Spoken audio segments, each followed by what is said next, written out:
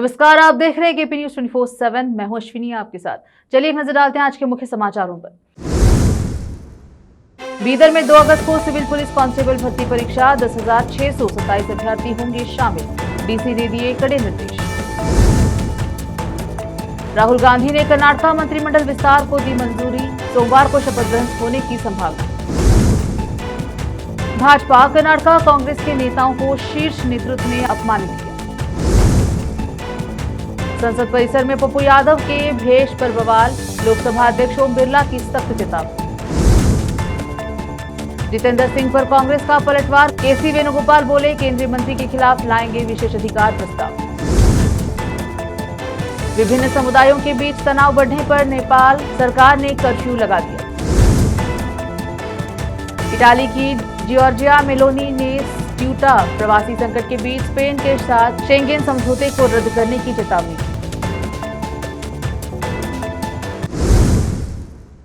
समाचारों का सिलसिला शुरू करते हुए देखते हैं समाचार विस्तार से। बीदर की डीसी शिल्पा शर्मा ने रविवार 2 अगस्त को आयोजित होने वाली सिविल पुलिस कांस्टेबल भर्ती लिखित परीक्षा को निष्पक्ष एवं सुचारू रूप से संपन्न कराने के लिए सभी संबंधित अधिकारियों को आवश्यक तैयारियां समय पर पूरी करने के निर्देश दिए हैं। जिला कलेक्टर कार्यालय में आयोजित बैठक में उपायुक्त ने बताया कि परीक्षा शहर के 17 परीक्षा केंद्रों पर होगी। कल्याण कर्नाटक के बाहर के 4,745 अभ्यर्थियों की परीक्षा सुबह 10 बजे, जबकि कल्याण कर्नाटक के 5,882 अभ्यर्थियों की परीक्षा शाम 4 बजे आयोजित की जाएगी। कुल 10,627 अभ्यर्थी परीक्षा में शामिल होंगे।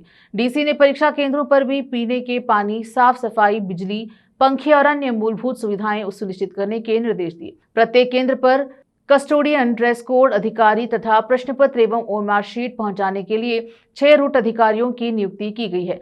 सभी 17 परीक्षा केंद्रों पर सीसीटीवी कैमरे लगाने और केंद्रों के 200 मीटर के दायरे में निषेधाज्ञा लागू करने के निर्देश भी दिए गए हैं।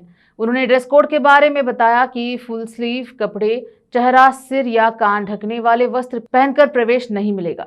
नाक की रिंग और मंगलसूत्र को छोड़कर अन्य धातु के आभूषण प्रतिबंधित रहेंगे। कम हील वाली चप्पल पहनने की सलाह दी गई है। जूते पहनने की अनुमति नहीं होगी। विशेष व्यवस्था हियरिंग एड या इन ईयर डिवाइस का उपयोग करने वाले दिव्यांग अभ्यर्थियों तथा धार्मिक परिधान पहनकर परीक्षा देने वाले अभ्यर्थियों को परीक्षा शुरू होने से 2 घंटे पहले यूडी आईडी कार्ड, मेडिकल प्रमाण पत्र जहां लागू हो उसके साथ परीक्षा केंद्र पर पहुंचना होगा। जांच के बाद उन्हें परीक्षा में शामिल होने की अनुमति दी जाएगी। प्रतिबंधित वस्तुएं mobile phone, smart watch, bluetooth device, camera, calculator, किताबें, notes, pen drive, wallet, handbag, belt, खाद्य सामग्री, पानी की बोतल तथा अन्य इलेक्ट्रॉनिक और संचार उपकरण परीक्षा केंद्र में पूरी तरह से प्रतिबंधित रहेंगे। बैठक में जिला पुलिस अधीक्षक प्रदीप गुंटी, अतिरिक्त उपायुक्त शिवानंद कराले, डीडीपीयू, विभिन्न कॉलेजों के प्राचार्य और संबंधित विभागों के अधिकारी उपस्थित रहे। विशेष संवाददाता की रिपोर्ट। केपी न्यूज 24/7 को लाइक एंड सब्सक्राइब जरूर करें। धन्यवाद। रोकते हैं समाचारों का सिलसिला, लेते हैं छोटा सा ब्रेक।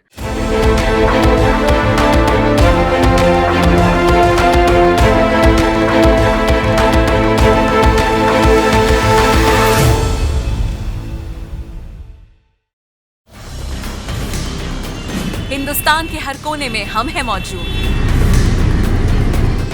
24 घंटे हालात पर गहरी नजर, खबरों से जुड़े चुपते सवालात,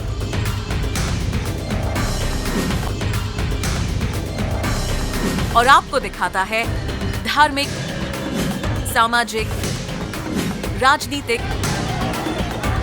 लोकल और इंटरनेशनल न्यूज की सबसे बेहतर कवरेज, जो आपको रखती है हर पल बाखबर। देश और दुनिया भर की खबर के लिए देखते रहें KP news 24/7। Noor education trust Bidar की ओर से चलाया जाने वाला नूर एमएड और BEd college Bidar, recognized by NCTE Delhi, affiliated to Bidar University, Bidar. Admissions open for the academic year 2025 to 26. विशेषज्ञ और सक्षम शिक्षकों द्वारा शिक्षा प्राप्त करने के लिए नूर एमएड और बीएड कॉलेज बीदर में दाखिला लें और शांत वातावरण में उच्च स्तरीय शिक्षा प्राप्त करें। बीदर शहर में बेहतर शिक्षा का एकमात्र केंद्र नूर एमएड और BEd college Bidar. For more details contact Noor colony near horticulture centre, Haladgiri के Hyderabad road, Bidar 585403, Karnataka, India. Phone numbers 9945283920, 8050172745.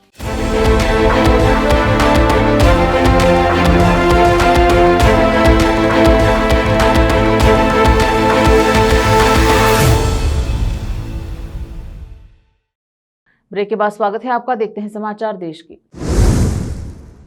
Karnataka मंत्रिमंडल विस्तार को लेकर लंबे समय से चल रहा सस्पेंस अब खत्म होने की ओर है। मुख्यमंत्री डीके शिव कुमार ने गुरुवार शाम नई दिल्ली में कांग्रेस अध्यक्ष मल्लिकार्जुन खड़गे के आवास पर लोकसभा में विपक्ष के नेता राहुल गांधी से मुलाकात की। इस बैठक के बाद मंत्रिमंडल विस्तार को जल्द अंतिम रूप दिए जाने की संकेत मिले हैं। सूत्रों के अनुसार सोमवार शाम 5 बजे बेंगलुरु के लोक भवन ग्लास हाउस में शपथ ग्रहण समारोह आयोजित किया जा सकता है। मंत्रिमंडल के 20 रिक्त पदों में से 18 पद भरे जाने की संभावना है, जबकि 2 पद भविष्य में संभावित राजनीतिक परिस्थितियों और संतुलन बनाए रखने के लिए खाली रखे जाएंगे। नए मंत्रिमंडल में 2 महिला विधायकों को भी स्थान मिलने की संभावना जताई जा रही है। बैठक के बाद कांग्रेस के कर्नाटक प्रभारी रणदीप सिंह सुरजेवाला ने कहा कि मंत्रिमंडल विस्तार की तारीख की घोषणा मुख्यमंत्री और प्रदेश कांग्रेस अध्यक्ष करेंगे। हालांकि उन्होंने संभावित मंत्रियों के नामों पर कोई टिप्पणी करने से इनकार कर दिया है। कांग्रेस के संगठन महासचिव केसी वेणुगोपाल ने रविवार को अंतिम सूची के साथ बेंगलुरु पहुंचने की उम्मीद है।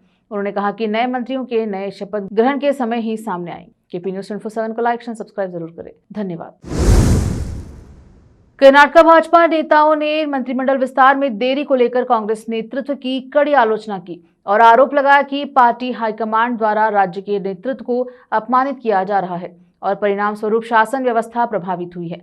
राज्य भाजपा अध्यक्ष बीवाई विजेंद्र ने लोकसभा में विपक्ष के नेता राहुल गांधी पर मुख्यमंत्री डीके शिव कुमार और अन्य कांग्रेस नेताओं को मंत्री सूची की मंजूरी के लिए बार बार दिल्ली में इंतजार कराने का आरोप लगाया।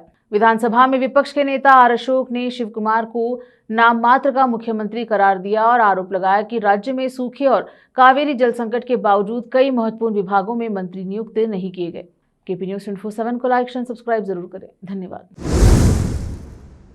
एक निजी टेलीविजन चैनल द्वारा किए गए स्टिंग ऑपरेशन के बाद कर्नाटक पुलिस विभाग ने बड़ी कार्रवाई करते हुए करकला के DSP S Vijay Prasad, Karkala circle inspector Sandeep GS और डीएसपी कार्यालय के कर्मचारी शिवानंद को निलंबित कर दिया।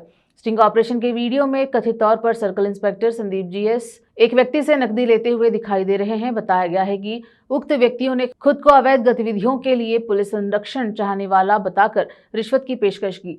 मामले को गंभीरता से लेते हुए आईजीपी पश्चिमी रेंज अमित सिंह ने प्रथम दृष्टया से इसे पुलिस विभाग की छवि धूमिल करने वाला और कर्नाटक सिविल सेवा आचरण नियम 2021 का उल्लंघन माना। वहीं डीजी एवं आईजीपी एमए सलीम ने अलग आदेश जारी कर डीएसपी एस विजय प्रसाद को भी निलंबित कर दिया। आदेश में कहा गया है कि भले ही डीएसपी को व्यक्तिगत रूप से नकदी लेते हुए नहीं देखा गया, लेकिन उन्होंने अपने बयान में स्वीकार किया है कि एक व्यक्ति उनके कार्यालय में नकदी देने आया था और बाद में उसने एक अधीनस्थ को जबरन पैसे थमा दिए। आदेश के अनुसार डीएसपी उस व्यक्ति के खिलाफ कानूनी कार्यवाही कर सकते थे, लेकिन ऐसा नहीं किया गया। इसे कर्तव्य की गंभीर उपेक्षा मानते हुए विभाग ने उनके खिलाफ अनुशासनात्मक कार्यवाही की है। उडुपी के एसपी हरिराम शंकर ने बताया कि अतिरिक्त पुलिस अधीक्षक की प्रारंभिक जांच के आधार पर तीनों पुलिसकर्मियों को विभागीय जांच पूरी होने तक निलंबित किया गया है। मामले की विस्तृत विभागीय जांच जारी है। फिलहाल वक्त एक छोटे से ब्रेक का, जल्द लौटेंगे ब्रेक के बाद। नूर एजुकेशन ट्रस्ट बीदर की ओर से चलाया जाने वाला नूर एमएड और BEd college Bidar, recognized by NCTE Delhi, affiliated to Bidar University Bidar. Admissions open for the academic year 2025 to 26.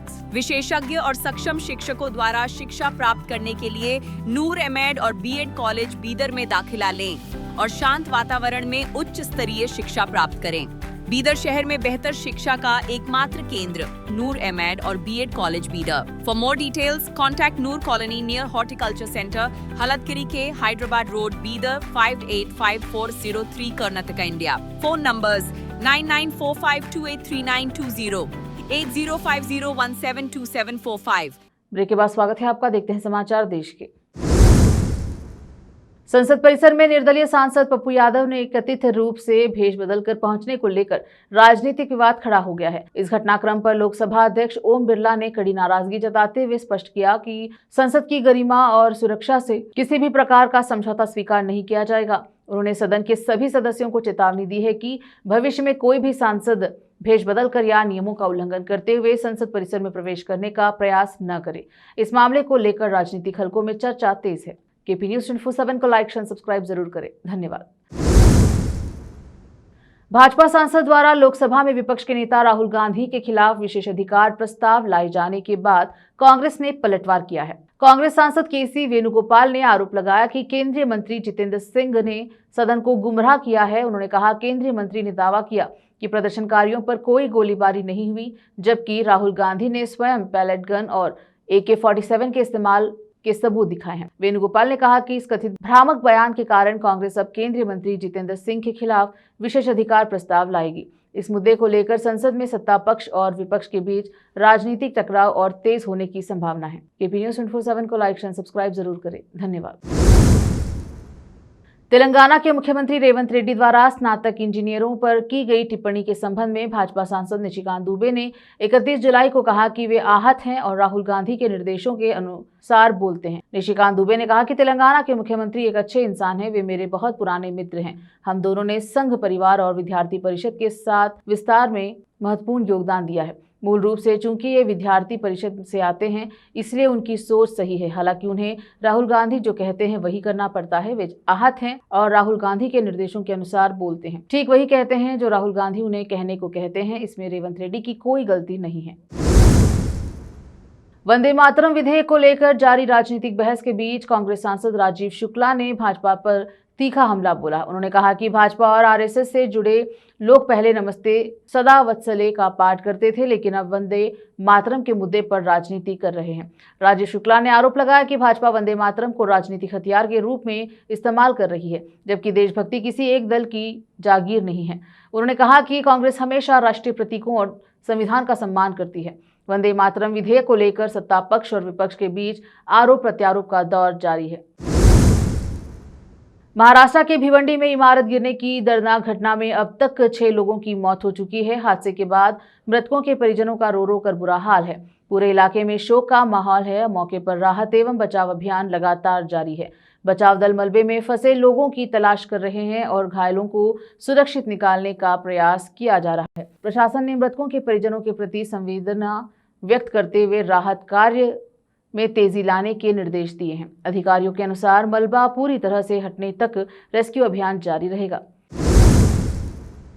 फिलहाल वक्त एक और छोटे से ब्रेक का, जल्द लौटेंगे ब्रेक के बाद। नूर एजुकेशन ट्रस्ट बीदर की ओर से चलाया जाने वाला नूर एमएड और BEd college Bidar, recognized by NCTE Delhi, affiliated to Bidar University Bidar. Admissions open for the academic year 2025 to 26. विशेषज्ञ और सक्षम शिक्षकों द्वारा शिक्षा प्राप्त करने के लिए नूर एमएड और बीएड कॉलेज बीदर में दाखिला लें और शांत वातावरण में उच्च स्तरीय शिक्षा प्राप्त करें। बीदर शहर में बेहतर शिक्षा का एकमात्र केंद्र नूर एमएड और BEd college Bidar. For more details contact Noor colony near horticulture centre, Haladgiri के Hyderabad road, Bidar 585403 Karnataka, India. Phone numbers 9945283920, 8050172745। Break के बाद स्वागत है आपका। देखते हैं समाचार अंतर्राष्ट्रीय। पूर्वी नेपाल में 2 गुटों के बीच झड़पों के बाद हिंसा का प्रकोप जारी है। भारत की सीमा से लगे जनकपुर, सिराहा और सप्तरी जिलों में अधिकारियों ने कर्फ्यू लगा दिया है। बोलबम तीर्थ यात्रा की तैयारियों के दौरान तेज संगीत को लेकर हुए विवाद के बाद सुनसरी ने देवगंज में हिंसा भड़क उठी। झड़पें पत्थरबाजी में तब्दील हो गई, जिसके बाद पुलिस ने आंसू गैस, लाठीचार्ज और फायरिंग का इस्तेमाल करते हुए हस्तक्षेप किया। सिराहा के गोला बाजार इलाके में 11 मोटरसाइकिलें क्षतिग्रस्त हो गई, जबकि सिराहा कस्बे में कई टायर जलाए गए और इमारतों में आग लगा दी गई। अधिकारी हाई अलर्ट पर हैं क्योंकि अशांति सुनसरी से सिराहा, सप्तरी और जनकपुर तक फैलती दिख रही है। इसी बीच नेपाल के प्रधानमंत्री बलेंद्र शाह ने 30 जुलाई को राष्ट्र को संबोधित करते हुए एकता, संयम और शांति की अपील की। शाह ने हिंसा भड़काने या सांप्रदायिक सद्भाव बिगाड़ने की कोशिश करने वालों के खिलाफ कार्यवाही की चेतावनी दी। एक जांच समिति के गठन की घोषणा करते हुए शाह ने जनता को आश्वासन दिया कि हिंसा के लिए जिम्मेदार लोगों के खिलाफ कानूनी कार्यवाही की जाएगी। केपी न्यूज 24/7 को लाइक एंड सब्सक्राइब जरूर करें। धन्यवाद। इटाली की प्रधानमंत्री जियोर्जिया मेलोनी ने स्पेन के उत्तरी अफ्रीकी एनक्लेव सेओटा में प्रवासियों की बढ़ती घुसपैठ के मद्देनजर स्पेन के साथ शेंगेन समझौते को निलंबित करने की घोषणा की। हजारों प्रवासी मोरक्को से हवा से भरे ट्यूबों और तैरने वाले उपकरणों का उपयोग करके सीमा पार करने के प्रयास करते देखे गए। मेलोनी ने इस स्थिति को यूरोप की सीमा सुरक्षा के लिए खतरा बताया और कहा कि इटाली अवैध प्रवासन पर अंकुश लगाने, मानव तस्करी से निपटने और प्रत्यावर्तन प्रयासों को मजबूत करने के लिए असाधारण कदम उठाने को तैयार है। केपी न्यूज़ 24/7 को लाइक शेयर सब्सक्राइब जरूर करें। धन्यवाद। पोलैंड के प्रधानमंत्री डोनाल्ड टस्क ने कहा कि नाटो सदस्य देश पोलैंड में एक रूसी मिसाइल गिरी है, लेकिन उन्होंने इस बात पर जोर दिया कि यह मानने का कोई कारण नहीं है कि पोलैंड की इसका लक्षित निशाना था। टस्क ने कहा कि सबूत और मिसाइल के टुकड़े एक रूसी KH-101 क्रूज मिसाइल की ओर इशारा करते हैं, जिसने यूक्रेन पर रूस के बड़े पैमाने पर हमले के दौरान पोलैंड के हवाई क्षेत्र का उल्लंघन किया। उन्होंने कहा कि इस घटना के बाद पोलैंड यूक्रेन को और सहायता देने पर विचार कर सकता है और इस बात पर जोर दिया कि यूक्रेन को युद्ध में हार से बचाना महत्वपूर्ण है। फिर से एक नजर आज के मुख्य समाचारों पर। बीदर में 2 अगस्त को सिविल पुलिस कांस्टेबल भर्ती परीक्षा, 10,627 अभ्यर्थी होंगे शामिल, डीसी ने दिए कड़े निर्देश। राहुल गांधी ने कर्नाटक मंत्रिमंडल विस्तार को दी मंजूरी, सोमवार को शपथ ग्रहण होने की संभावना। भाजपा कर्नाटक कांग्रेस के नेताओं को शीर्ष नेतृत्व ने अपमानित किया। संसद परिसर में पप्पू यादव के भेष पर बवाल, लोकसभा अध्यक्ष ओम बिरला की सख्त चेतावनी। जितेंद्र सिंह पर कांग्रेस का पलटवार, केसी वेणुगोपाल बोले केंद्रीय मंत्री के खिलाफ लाएंगे विशेषाधिकार प्रस्ताव। विभिन्न समुदायों के बीच तनाव बढ़ने पर नेपाल सरकार ने कर्फ्यू लगा दिया। इटाली की जॉर्जिया मेलोनी ने ट्यूटा प्रवासी संकट के बीच स्पेन के साथ शेंगेन समझौते को रद्द करने की चेतावनी दी।